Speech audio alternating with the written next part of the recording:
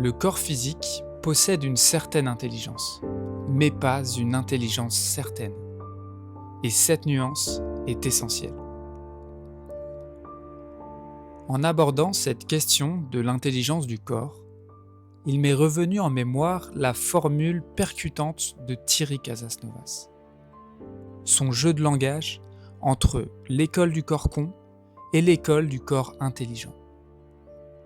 Une distinction que je trouve à la fois amusante et pertinente, car elle met en lumière un paradoxe réel.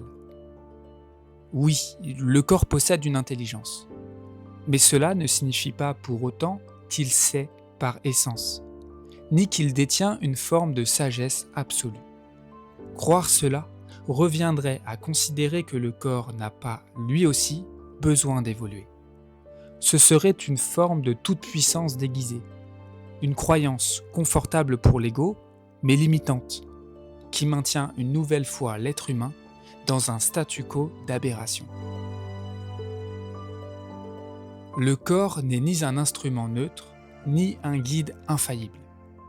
Il est le résultat de tout ce qu'il a traversé, de tout ce qu'il a encaissé, de tout ce qu'il a mémorisé. Et ce, même au-delà de cette vie-ci. Il porte en lui les traces de siècles d'astralité, de réflexes de survie, de peurs accumulées, de traumatismes non digérés. Il a appris à réagir avant de percevoir, à se contracter avant de discerner, à se défendre avant même de savoir l'ampleur du danger.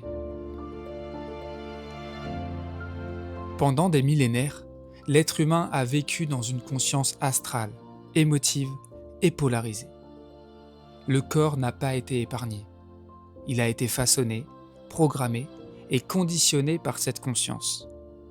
Il a appris à répondre de manière anarchique, parfois raisonnablement ajustée et parfois de façon totalement disproportionnée. Trop fort, trop vite, trop peu, trop tard. Le corps a fait ce qu'il pouvait avec ce qu'il avait. Mais ce qu'il avait n'était pas l'intelligence de l'esprit. C'était l'intelligence de la survie. Comme pour la conscience égoïque astrale, le corps a développé des stratégies d'adaptation. Des stratégies utiles autrefois, mais qui aujourd'hui ne sont plus ajustées à l'évolution de l'homme nouveau. Le corps réagit encore selon des programmes anciens, des mémoires qui n'ont plus lieu d'être, des réflexes appartenant à une époque où l'homme n'avait pas accès à une conscience plus évoluée. Pourtant, ces programmes continuent de tourner, comme un logiciel obsolète qui refuse de s'éteindre. Dire que le corps ne réfléchit pas, et qu'on peut s'y fier totalement, qu'il suffit d'écouter son ressenti, est une vérité qui, par essence, est incomplète. Le corps parle, oui, mais il parle à partir de ses mémoires, de ses programmes. Il parle à partir de ses blessures. Il parle à partir de ce qu'il n'a pas encore transmuté. Son ressenti n'est donc pas pure créativité. Il est chargé, coloré, déformé. Il mélange le vrai et le faux, le présent et le passé, la perception immédiate et la projection.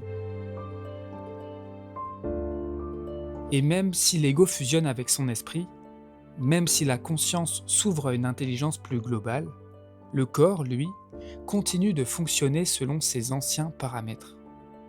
Il répond à une programmation interne, un logiciel astral qui limite la descente de la conscience dans la matière. Le corps n'est pas immédiatement prêt à accueillir l'esprit. Il doit pour cela être rééduqué, réaccordé et éclairé. Il doit apprendre à répondre autrement, à se libérer de ses automatismes archaïques, à cesser de confondre mémoire et perception dynamique du réel.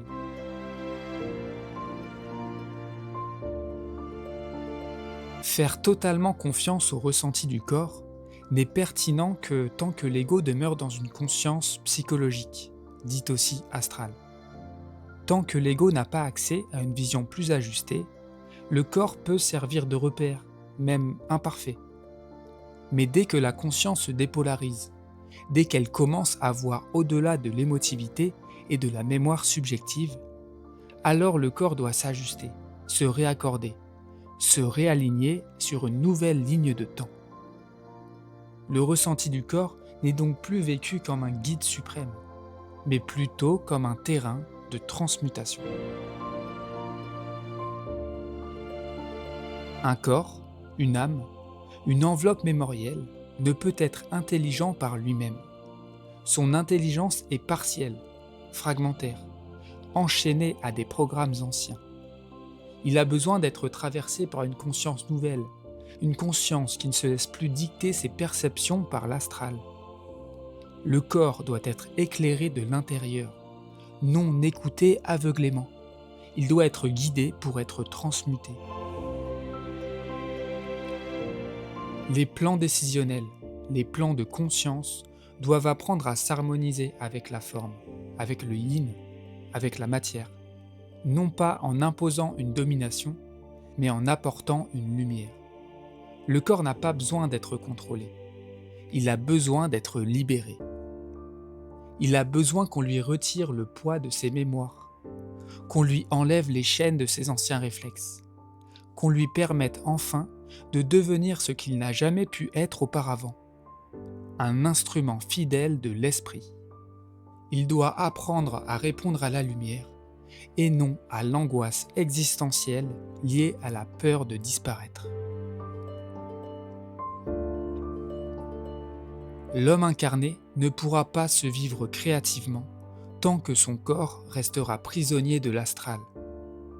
Il ne peut pas se réaliser dans la matière tant que cette dernière n'est pas transmutée. Le corps doit devenir un espace de descente, un espace d'intégration, un espace où la conscience peut se déployer sans être déformée. Alors bien sûr, cela demande de contenir le temps. Car comme on dit, Rome ne s'est pas faite en un jour.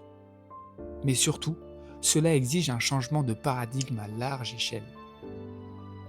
Pour l'ego incarné, cela exige de cesser de croire que le corps sait mieux que la conscience. Le corps ne sait pas mieux, il sait autrement.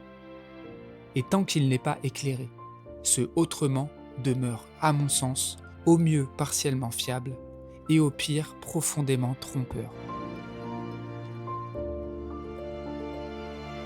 Pour que le corps physique ne devienne jamais un obstacle à l'évolution, il doit demeurer un champ de travail prioritaire, un lieu d'ajustement et de rectification, un espace où l'esprit peut enfin prendre forme intégralement, sans les limites et restrictions imposées de l'ancien monde involutif. Mais pour cela, il doit être libéré de ses mémoires, de ses traumas et de ses automatismes. Il doit être réaccordé à une intelligence plus pure. Il doit apprendre à répondre à la lumière, et non à la peur animalisée qui gouverne encore ses réflexes archaïques.